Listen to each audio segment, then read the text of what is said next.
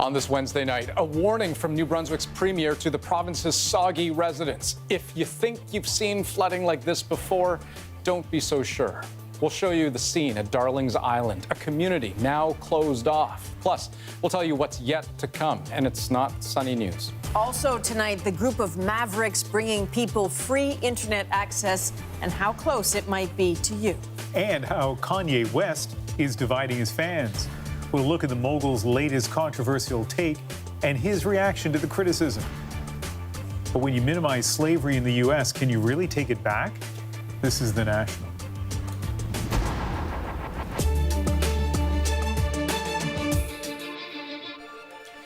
Leave while you can, a calmly delivered message, but there was no questioning the urgency of authorities today in New Brunswick.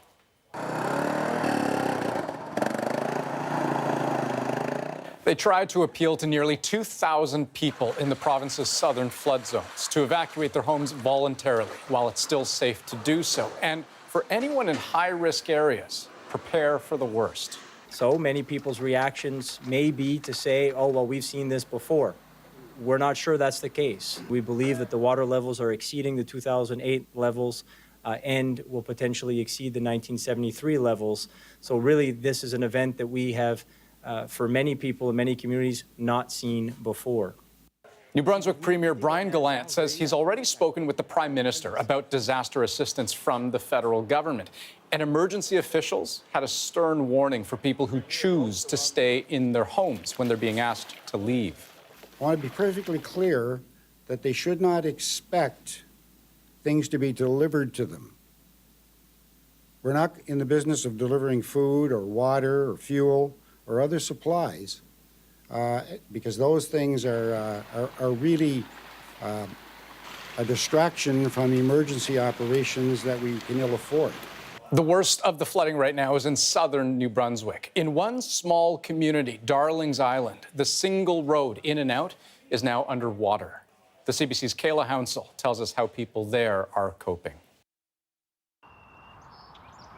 Cindy McKay is fleeing her home. The only way out is by boat. There's already water in her basement, and she isn't sticking around to see what might be next. I can hear the water sloshing. So it was like I just went over and moved everything downstairs, upstairs, and said goodbye to my cats. Yeah. But a couple of hours later, McKay decides to go back for the cats because the situation is getting worse. Don't think I've ever been this stressed in my life, ever. This is the only road into and out of the community, and people are using any way and every way to get around, leaving their cars on dry ground. Kids are going from the school bus to a kayak, backpacks and all. This is the biggest flood I ever saw on Darling's Island before in my whole entire life. Just in the 2 hours since we've arrived, the water level is rising quite a bit. It gets deeper as you go further down this road. Some residents have told us they've waded in water up to their chest. But they say once you get on the island, the homes are on higher ground and not at risk. The issue is getting out. Paul Thompson is determined to wait it out, preparing his home as best he can. But he worries about the many elderly people who live on the island. My neighbor, who's 85, had hip surgery a while ago.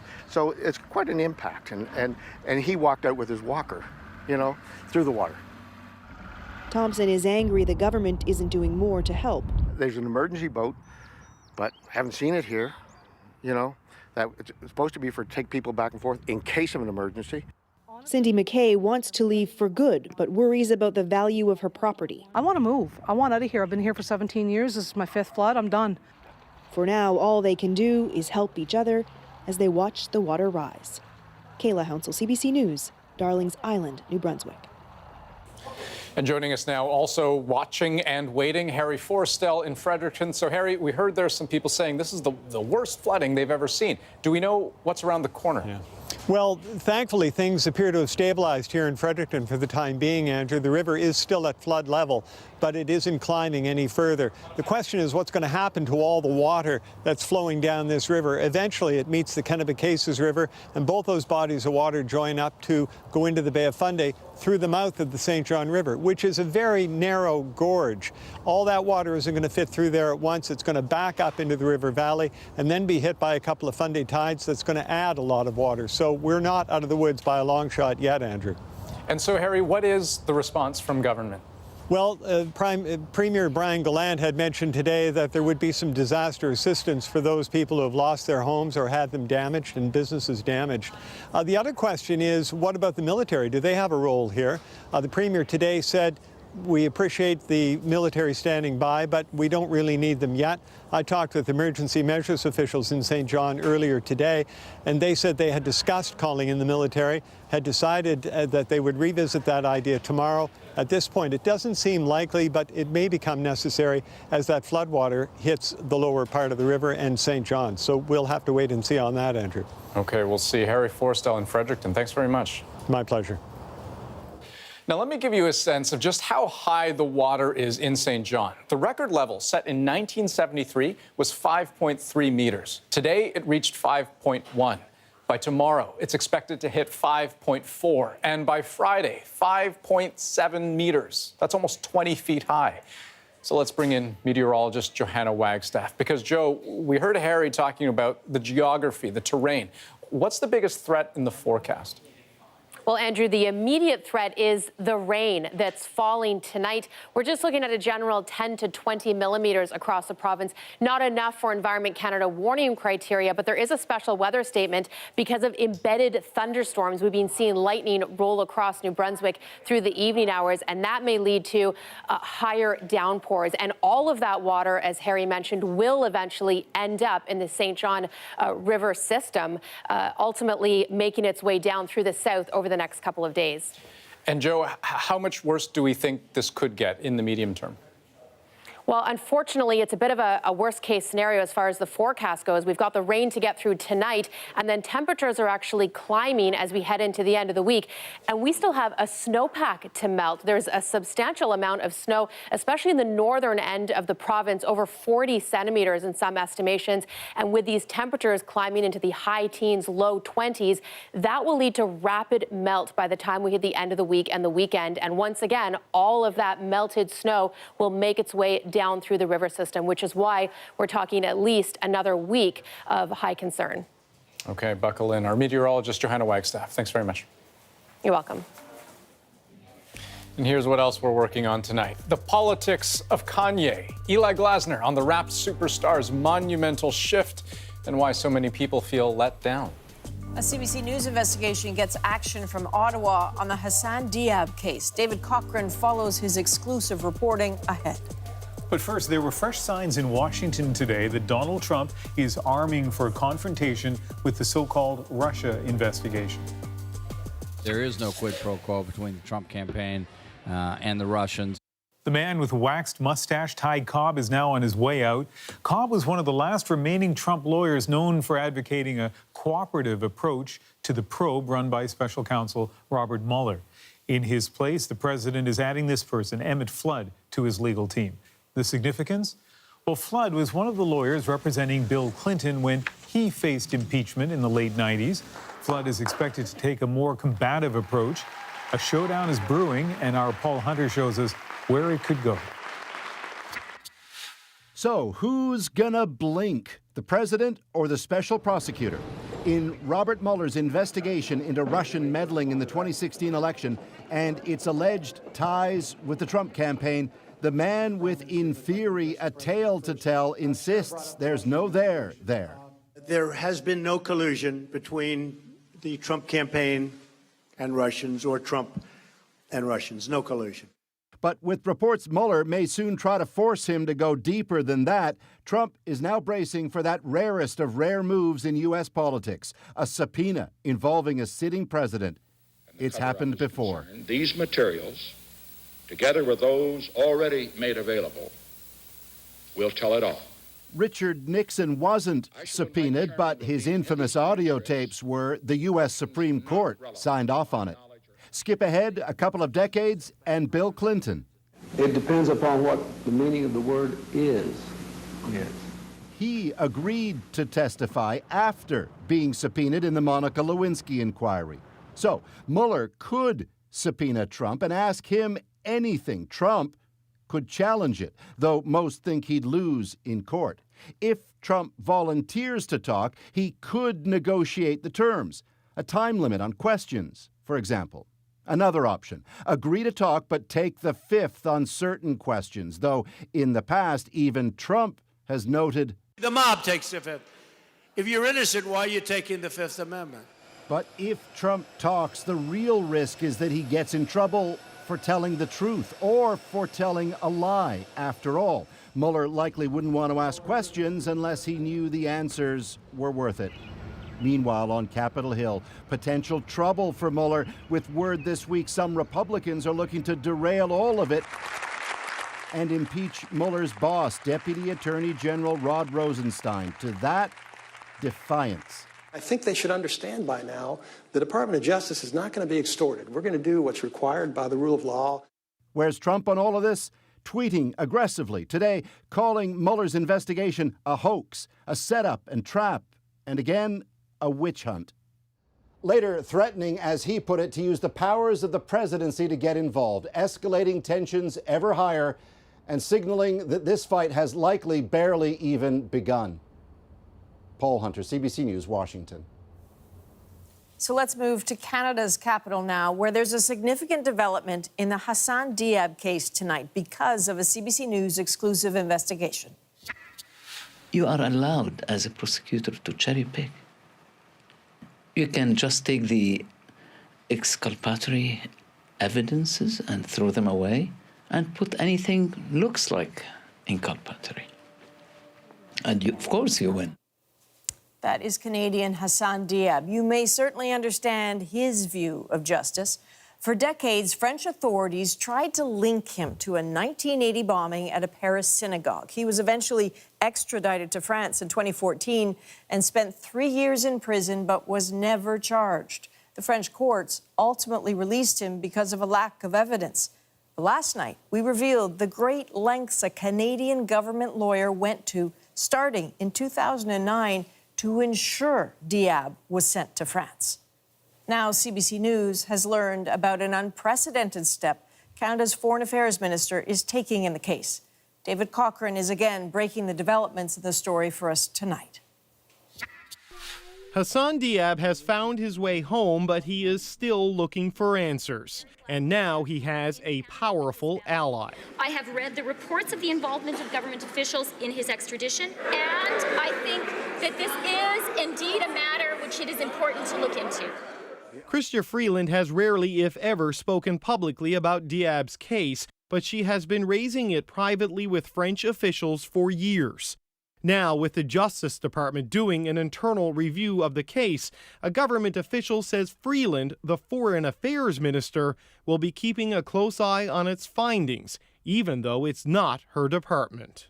The minister is personally very seized with ensuring that Mr. Diab receives the answers he deserves from the government about their role in his ordeal.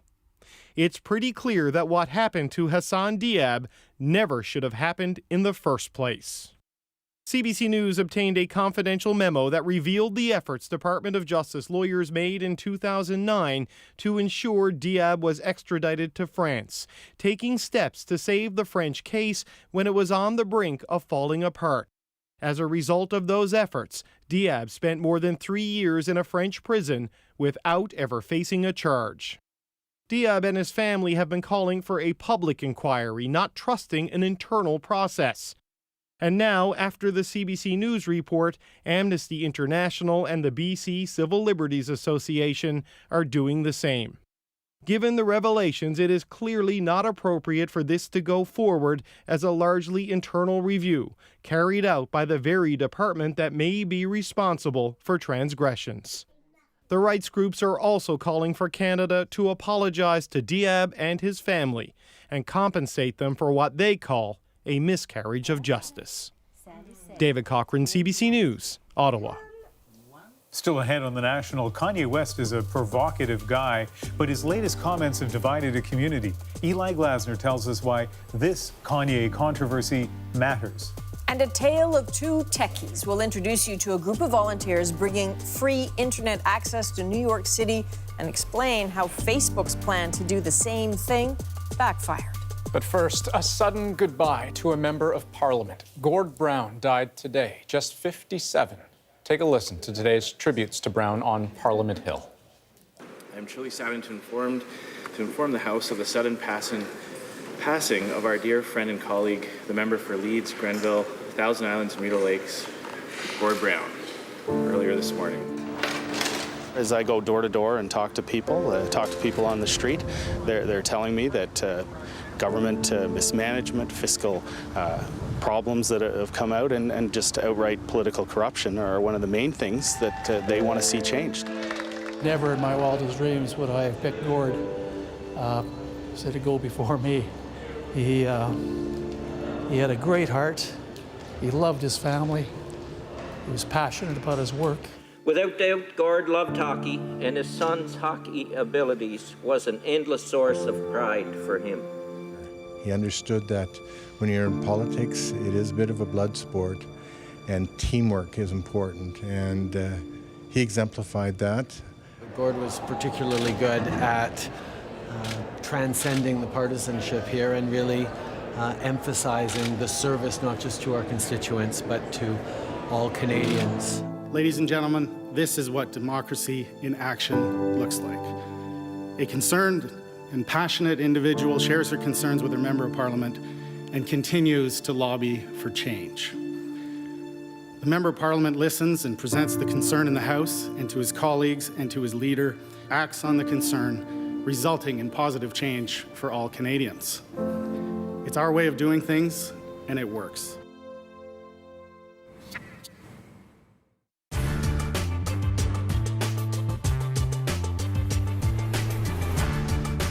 Residents of the Alberni area are spending the Easter weekend getting started with a huge mop-up operation. So far, there's no official assessment of the damage done by 4 tidal waves that surged into the Alberni Valley some 4 hours after the Alaskan earthquake. The waves rammed their way up the Alberni Canal from the open Pacific and smashed into the twin communities of Alberni and Port Alberni. Buildings, cars, boats, and log booms were tossed about. Pulp mills and sawmills, the backbone of the area's economy, were knocked out of commission and are likely to be closed for a few days, affecting thousands of workers. A disaster committee was set up and went into action today with a promise of both provincial and federal help. One of the officials who spent many hours touring the damaged areas was Mayor Fred Bishop of Alberni. Mayor Bishop, do you have any official estimate of damage yet? No, there's no official estimate, but I'm quite sure that it's going to run up into the millions of dollars. Among the many other things you've been doing, you've been out surveying the damage. What have you seen yourself? Well, I think the most spectacular things are the homes, many homes that have been carried as far as 4 or 5 blocks away from where they were located. And just, they're absolutely beyond repair, some of them. And there's cars scattered around a swamp. There must be half a dozen cars a long way from where they started out. How long would you say? A matter of hundreds of yards or what? I would say about 4 or 5 city blocks, the equivalent of that. Would you say this is the largest disaster that's ever occurred in the Alberni? No question about it. We're, in spite of all the damage that we've had, that we're very, very thankful that there has been no loss of life, and I don't think even any serious injury, and we have much to be grateful for in that respect. Mayor Bishop, is there any health hazard? Well, we've had a very thorough survey by the health authorities, and they have assured me that there is no present danger.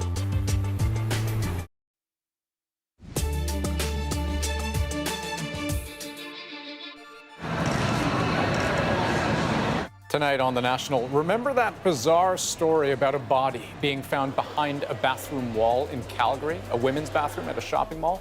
Well, police are now telling us they think it was a man in his 20s who'd climbed in through a vent last Friday. They think he got stuck and died. It wasn't until the following Monday a maintenance worker made that grisly discovery. But still the biggest question in this mystery, why the man climbed through the women's bathroom vent in the first place. A former employee of a performing arts school for kids in Calgary got 10 years in prison today for sex crimes. Philip Harima had pleaded guilty to 8 sex-related charges involving 6 teenage boys. In court today, the judge questioned whether Harima was remorseful for what he did and called his actions morally despicable. What did they get called for? Because there are 2 black guys sitting here meeting me? And the 2 black men arrested for loitering last month at a Starbucks in Philadelphia have settled their case with the company and the city. How much money they're getting from Starbucks is being kept secret, but from the city, they've agreed to be paid $1 each, along with a promise that the city will invest $200,000 in a program for young entrepreneurs. Starbucks has also since promised to give its American employees racial bias training later this month. This next story can be summed up in 4 words. What did he say? TMZ hovers somewhere between relishing celebrities and dismantling them, and it got to do both with Kanye West when the acclaimed but often controversial rapper sat down with TMZ for a live interview. Here's what happened. When you hear about slavery for 400 years, that sounds like a choice.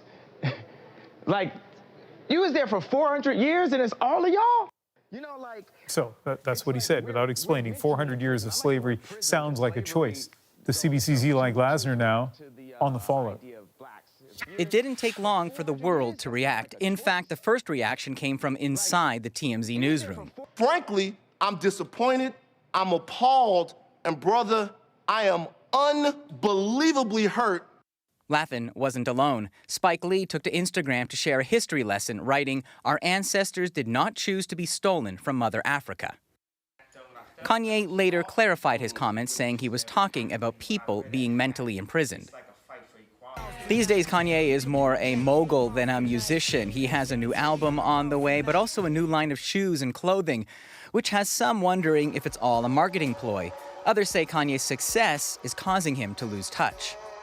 He's coming from a place of privilege. He lives in a bubble. He's a celebrity. He's a successful music artist. He is not somebody who is in government housing and has to, worry about how their bills are going to be paid. So he can look at this, from a very, non-nuanced way. This isn't the first time Kanye surprised people with his politics. In 2016, he visited then-President-elect Trump. At a show earlier that year, he ranted about Trump on stage. Shortly afterward, he was hospitalized for exhaustion. He later admitted he was suffering from an opioid addiction. Recently, Kanye has re-embraced the president, calling Trump "my boy" and showing off a signed baseball cap. In a video posted on his website, Kanye explained what he liked about the president. Just the ability to do what no one said you could do, to do the impossible, is the most inspiring thing to me. When he first burst on the scene, Kanye was seen as a vital new voice. There was nothing in his early music to match his new political outlook, says hip-hop writer A. Harmony. He's always been very pro-black. He's been talking about racial inequality, economic inequality. While Kanye shows no signs of backing down, Harmony says he's playing with fire. I think there could be a boycott because, like I said, people really want their artists to have integrity and to stand for something. And if they don't believe in his platform, they might actually let that translate into their dollar, not buying his concert tickets or his albums. Do you feel that I'm being free and I'm thinking free? But what Kanye calls free thought could come with a price. Eli Glasner, CBC News, Toronto. So let's take a longer look at the heated exchange yesterday after Kanye made that controversial statement about slavery. Both men in this very emotional for different reasons. Do you feel that I'm feeling, do you feel that I'm being free and I'm thinking free? I actually don't think you're thinking anything. I think what you're doing right now is actually the absence of thought. And the reason why I feel like that is because Kanye, you're entitled to your opinion. You're entitled to believe whatever you want. But there is fact and real world, real life consequence behind everything that you just said. And while you are making music and being an artist and living the life that you've earned by being a genius, the rest of us in society have to deal with these threats to our lives. We have to deal with the marginalization that has come from the 400 years of slavery that you said for our people was a choice. Frankly, I'm disappointed, I'm appalled, and brother, I am unbelievably hurt by the fact that you have morphed into something, to me, that's not real. So those original comments, that reaction got a lot of reaction in turn. Just scroll through Twitter or whatever social media you go to see some of the prominent voices who came forward on that. Yeah, it goes on. Next on The National, in the wake of the privacy scandal that grabbed global headlines, Facebook risks its relationship with app developers by turning off the data tap. What that means for small business owners developing most of those apps. Next. And cutting out the middleman. Meet the anti-corporate band of volunteers intent on hooking New York City up to the internet without a telco. We are so used to the internet being this other thing. It's run by private businesses, but there's no reason why it has to be. You know, that the core infrastructure that rigs up the whole planet with internet, anyone can connect to.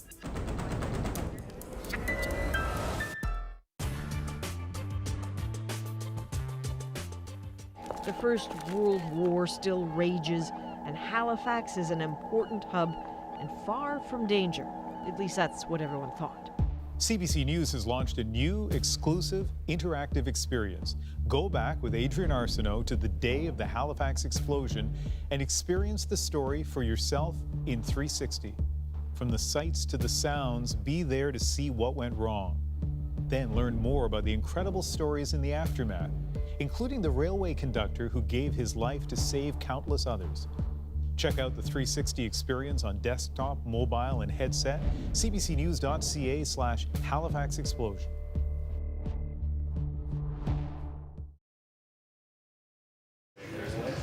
It really was, man. From the introductory stage, we had to figure out how to build Halifax as it existed in 1917.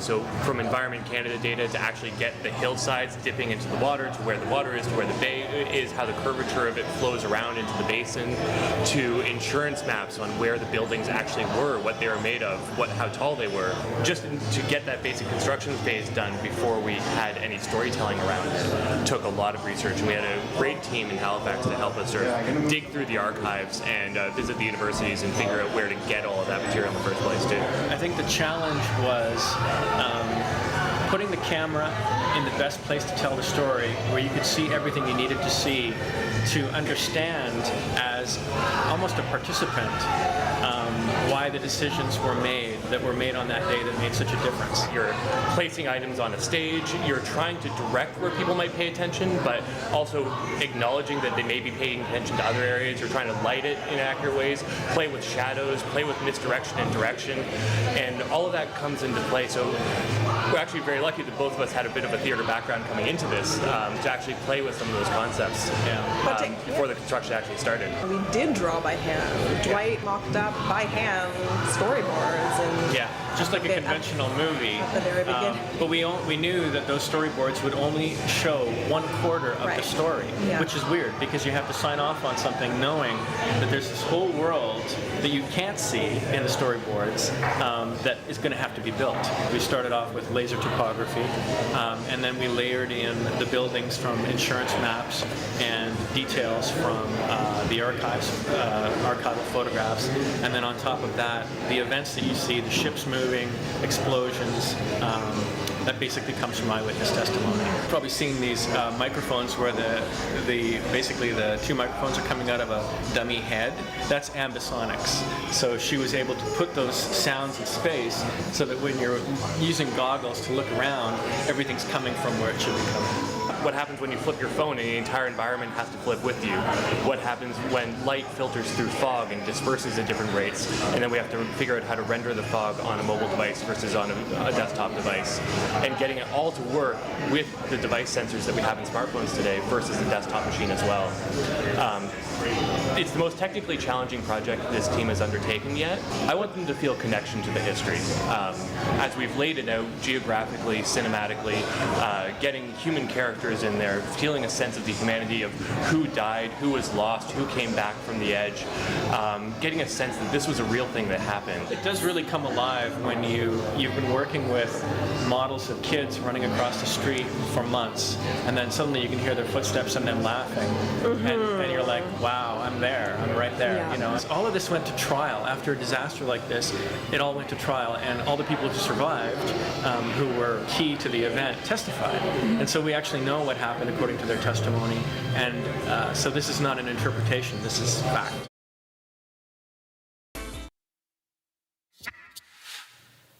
The company accused of misusing the personal data of 87 million Facebook users is going out of business, effective immediately. Cambridge Analytica said today it's losing clients and can no longer pay its legal bills. It will soon file for bankruptcy along with its parent company, SCL Elections Limited.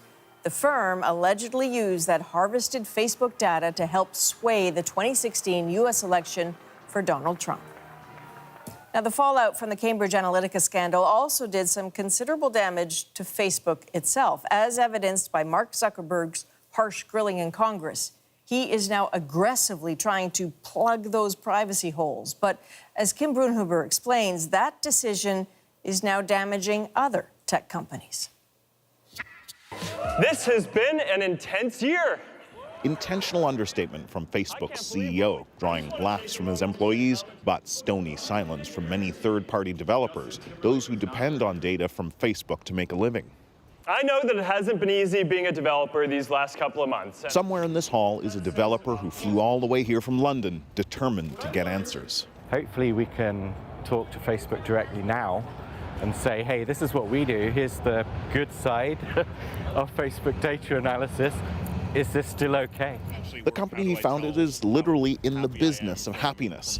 He says his app scans users' Facebook data to give them a picture of how happy they really are. But we are accessing data in a very similar way, I guess, to how at least some of the bad actors would be perceived.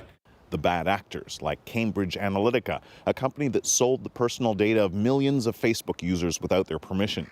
Facebook responded by limiting the amount of personal data third-party developers can collect. And SaaS's small business, like thousands of others, can't survive without access to some of that data. It has meant that our production has come somewhat to a standstill. Some companies, like the market research firm CubeU, which doesn't sell users' data, were even barred from Facebook altogether. Facebook just didn't even much look into the specific situation, just threw us under the bus. Are you willing to change your business model? To some, Facebook's response to the scandal has highlighted the perils of an entire economic ecosystem dependent on one massive host. Forcing Microsoft to include Netscape's competing software. In the 1990s, fearing Microsoft had become a monopoly, U.S. lawmakers tried to break up the company. Basically, are they too big? Canadian Mike Anani, who studies online communication at USC, wonders if regulators may be forced to do the same with giants like Facebook and Google. There's an open question of whether or not these companies should exist at this scale at all. SaaS, meanwhile, will head back into the San Jose Convention Center, desperate to meet with someone from Facebook to convince them that his small company, well, they're the good guys. We are based on the study of happiness, and ours has certainly been depleting somewhat recently. He has no plan B. Kim Brunhuber, CBC News, San Jose, California. From Facebook in places of fortunes to places of poverty. Last week, Mark Zuckerberg said his company in just a few short years had helped more than 100 million underprivileged people connect to the internet for free. It sounds good, but tonight we are asking, what's the cost of Facebook's free internet? We believe that connectivity is a human right. A noble intent to want to get the whole world online. Facebook has certainly tried. In places where mobile data is expensive, much of the developing world, Facebook started partnering with local telecoms a few years ago, offering an app it had built called Free Basics. That gives people a stripped-down version of Facebook and a few other sites for free without having to pay for data. Developing markets in Africa, Latin America, and Asia Pacific got on board. With excitement came a snag. We saw it firsthand in the Philippines. Fake front pages of stories, bogus headlines, salacious pictures started polluting feeds, the work of those trying to sow dissent. People weren't opening the articles or fact-checking them because that would mean veering off the free service and paying. Forget that, they told us. What do do you think this does to your democracy? They can manipulate the minds of the people into believing something that is not real. And then there's Myanmar. Free Basics was introduced into the country in 2016. Facebook membership skyrocketed. Everything is done through Facebook in Myanmar. UN investigators suggest the pervasiveness of Facebook in Myanmar may have led to the spreading of hate speech, fueling sectarian violence against the Rohingya Muslims, something that happened when Myanmar had Facebook's Free Basics.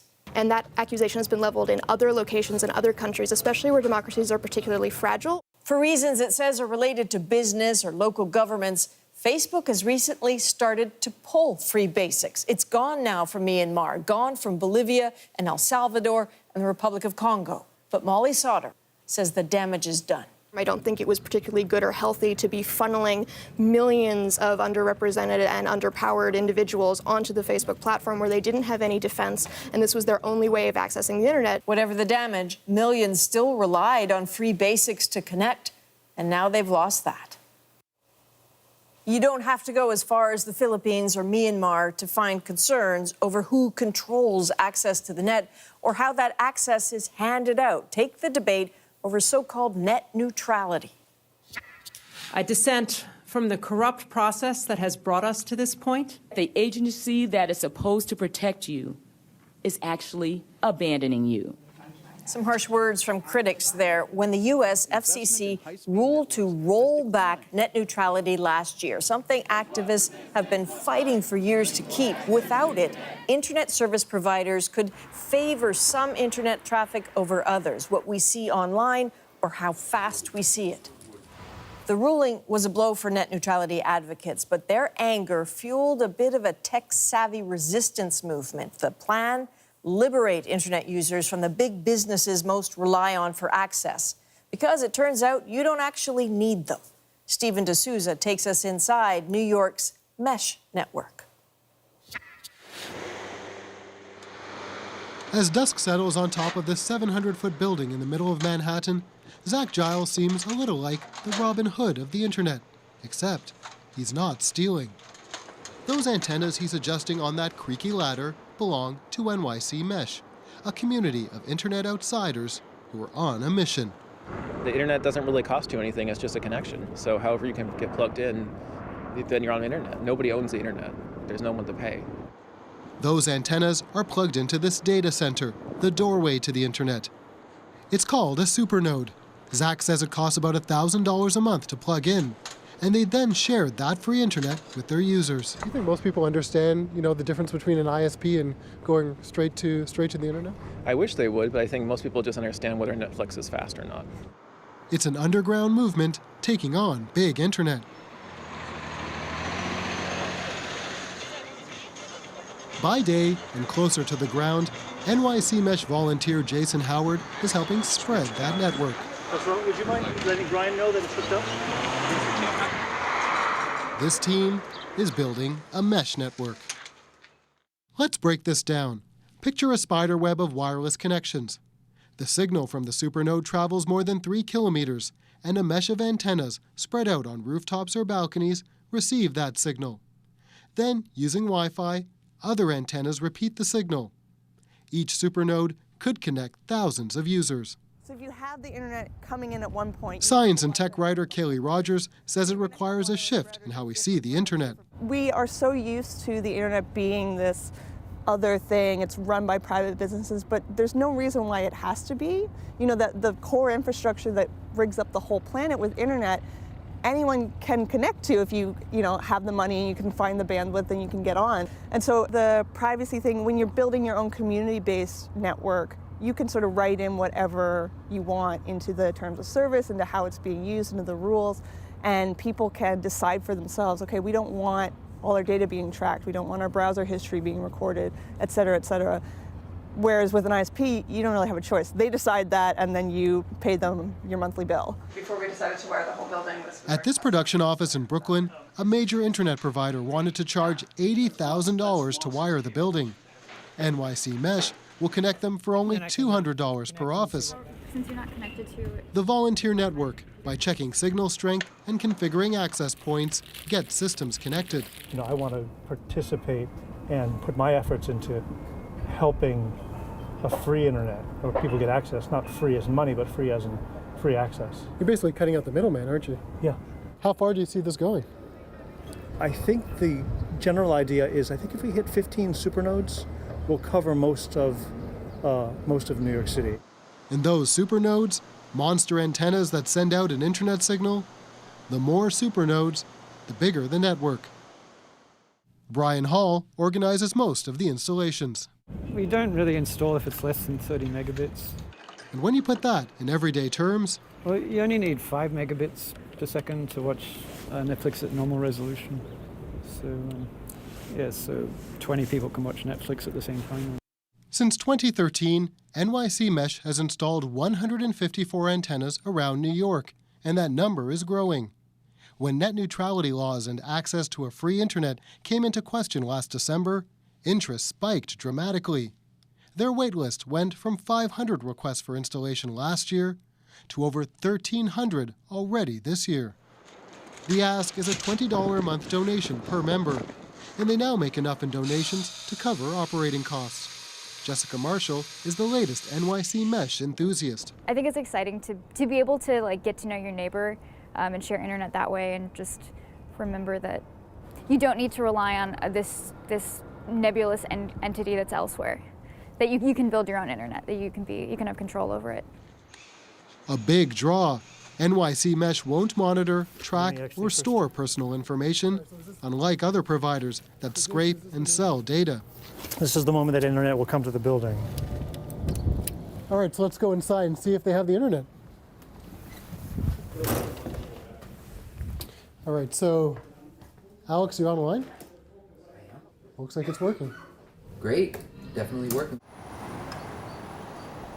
But there's more to this than privacy and anti-corporate internet. So this is an ideal location for us to put our same antennae on these buildings. Clayton Banks' network, Silicon Harlem, is using community internet to bridge the digital divide. 40% of people here can't afford to get online. I had a 15-year-old young person come to me and say, I don't have a computer at home and we don't have broadband at home. So I have to go to libraries and Starbucks to get stuff done. I'm falling behind because those who have those things, right, they're no smarter, but they just have the tools to get it done. So that's why this is so vital. Attendance was sparse at earlier monthly meetups at this bar to talk about the promise of mesh networks. Now, as interest grows, so too does the crowd. And to stay true to their philosophy of a free internet, NYC Mesh will need more buy-in if the network is to spread. If we get more monthly income, we can then pay for more supernodes, and then that will allow more connections to the network. We've actually heard a lot of stories about people who can't do their homework because they don't have internet, and it's a little bit disappointing. So we're trying to find those areas and service them if possible. As it keeps growing, the folks behind NYC Mesh know there will be challenges as they take on the status quo. How long before they need to start charging more, and how long before the big internet companies take notice? Stephen D'Souza, CBC News, New York. Still to come on The National, how did a burned-out blue sedan wind up dangling from a bridge in Toronto?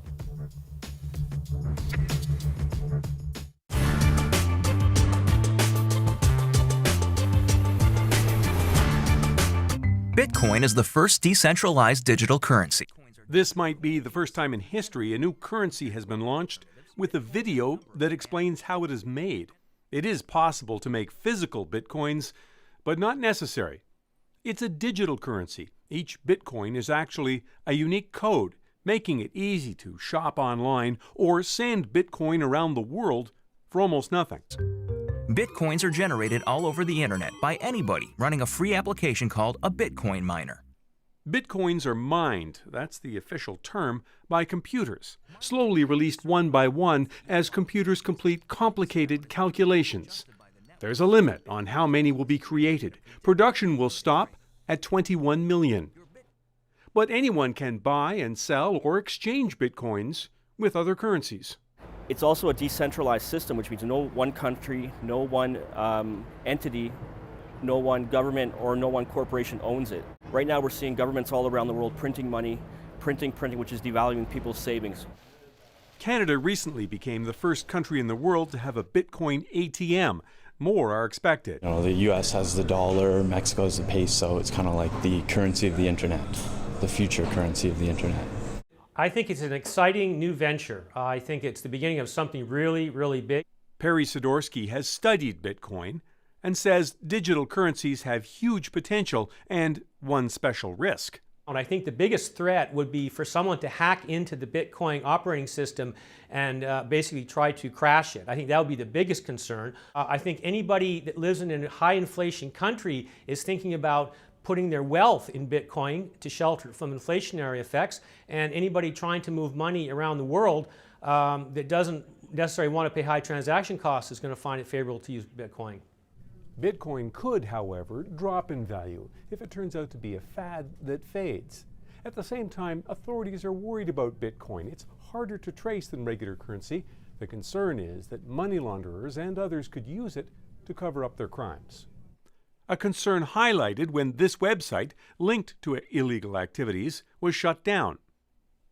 But there are legitimate early adopters out there, small businesses that already accept Bitcoin, like this coffee shop, where the first ATM was installed. Well, there's lots of online websites that accept Bitcoin as payment.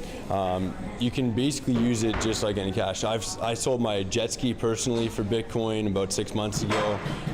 For the currency to go mainstream, become more than a curiosity for most people, most experts say it will have to be accepted by major retailers. Everything may just depend now on what consumers demand. Havard Gould, CBC News, Toronto. Come over here, please. Over here.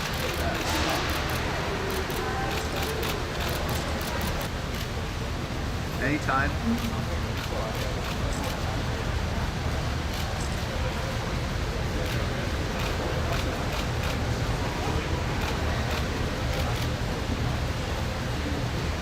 That's as far as we're going to get. We go français. Français. Merci beaucoup.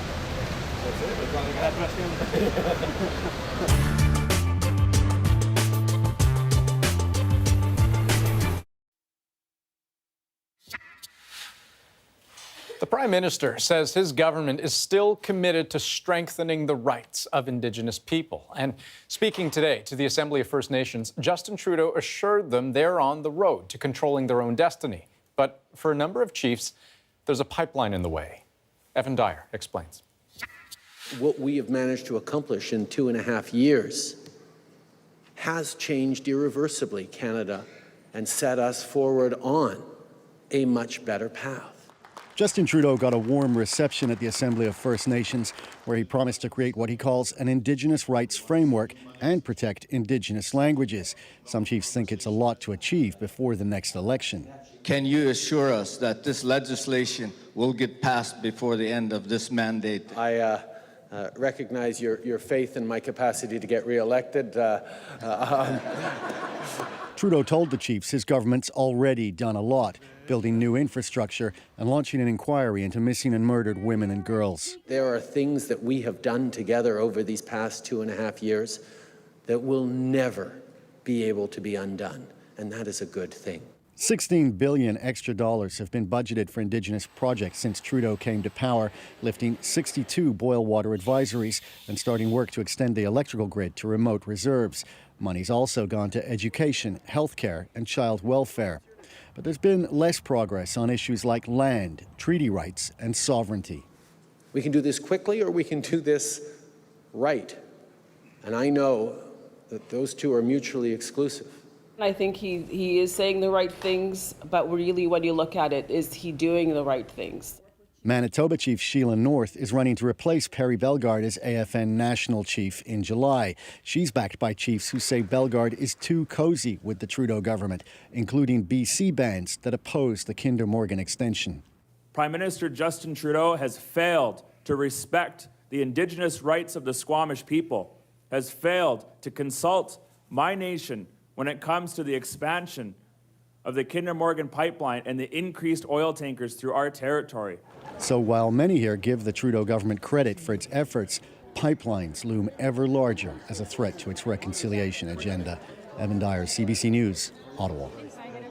We have long known that exercise can improve your mood, but some compelling new evidence shows it can actually help fight off depression.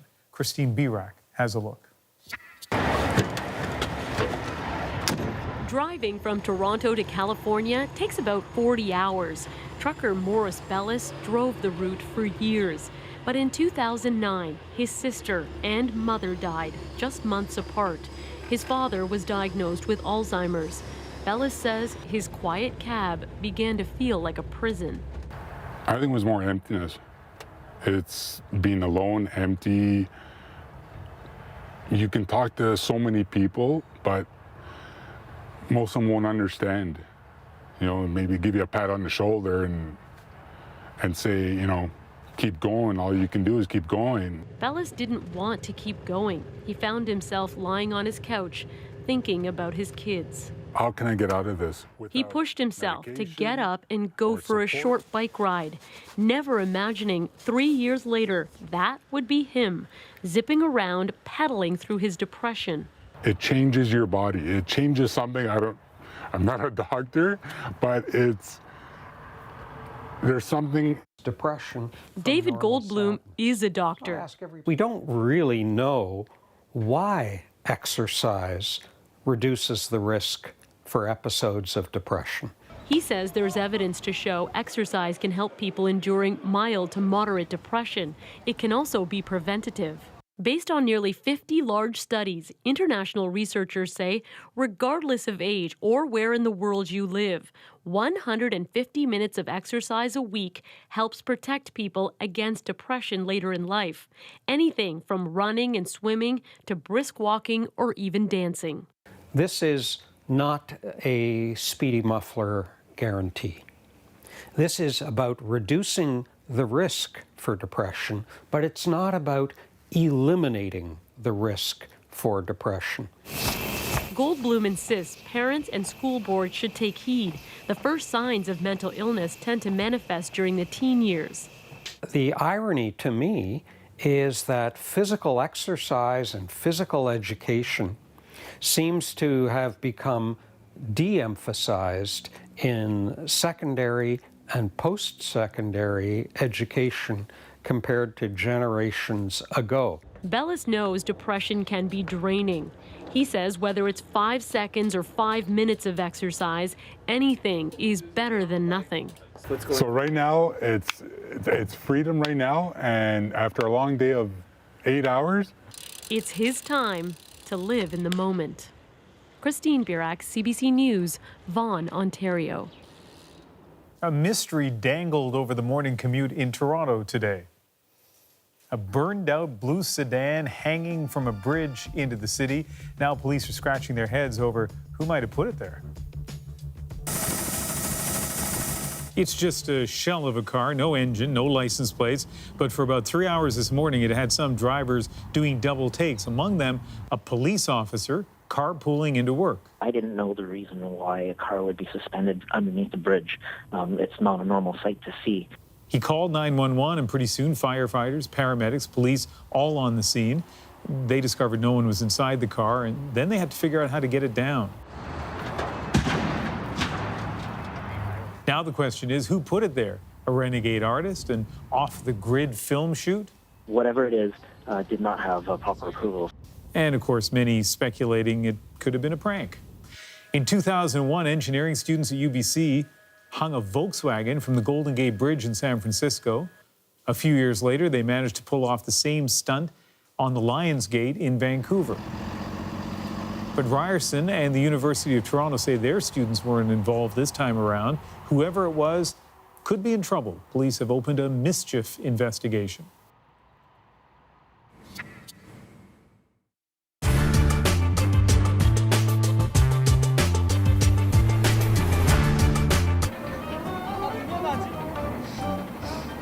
There has been a lot of books and reading materials which are being left for the urban waste. People were leaving them just aside the garbage bins, The first people who noticed that there was such a potential of reusing, reorganizing such kind of material, this idea came from our waste collection workers. We started collecting them, and then the classification and this library idea emerged, and we are very happy with the results. Approximately we have 5,000 books, including the other reading materials such as magazines and periodicals as well, which has been collected in the last 6 months or so, and the numbers are increasing each day. All our workers, plus their families, in some cases, are being trained and educated. We have a space here which is limited. The rest of the books, we are going to classify them and to form other libraries within the city or eastern part of Turkey. We are going to reorganize or refurbish a garbage truck, which is going to be converted into a library, which will be a mobile one. And also at the same time, we are planning to collect the donations with this truck as well. As far as I know, this library is one of a kind in the world. And of course, our orchestra is also one of a kind.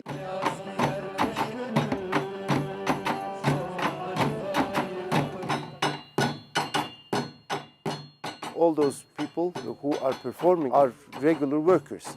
They are using ordinary city waste collection equipment. Of course, they make some modifications to them as well to get the higher and the lower tones as well.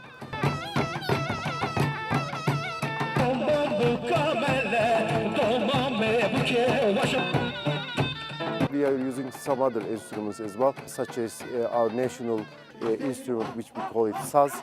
It's a string instrument, but even this string instrument was found at the garbage, and they have modified it.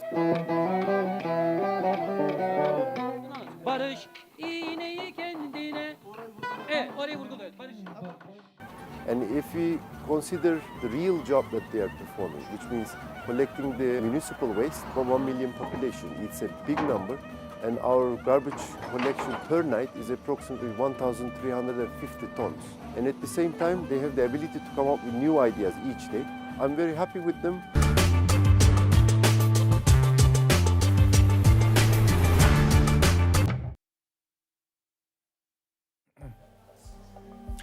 Hundreds of people packed a Toronto church this morning to say goodbye to Anne-Marie D'Amico. The 30-year-old was one of the 10 people killed in last week's van attack. Today, a friend delivered a statement from her family, and one of D'Amico's friends from high school shared her grief. Take a listen. It's been a lot of disbelief and shock for a lot of us, and it's taken us many days to even process that it happened. And then we see her picture on the news and we see the videos, and we start to slowly realize that maybe this did happen and that we have lost her. But she just left people with so much happiness that the family doesn't want us to be sad and angry. They want us to be hopeful and happy and to pass on her message. Like springtime, Anne-Marie also had a lightness about her, a warmth and a way of being that we miss beyond words and feel deep in our hearts. We would be honoring Anne-Marie if we can always see the light, despite of this tragedy, and never walk in fear in our great city. And so today, we ask that you continue to feel the sun, the lightness, and the warmth of being that Anne-Marie and others must have felt walking outside that balmy spring afternoon last week. Our resilience can and must be a legacy to all of them. And one of the men carrying D'Amico's casket was Rob Greco. He rushed to her side after she was hit by the van, and he waited with her for paramedics to arrive. In their statement, her family said he is a shining example of the kindness that Anne-Marie had to offer. Earlier in the program, we showed you some of the tributes for Conservative MP Gord Brown. His sudden death today sparked an outpouring of condolences. But for his good friend, Tony Clement, today was also a reminder of the toll politics can take. His tribute is our moment of the day. I've known him since 1981. We grew up in the YPCs together. We worked on each other's campaigns. He's just a good man, and he was always there for all of us. And I'll miss him every minute of every day.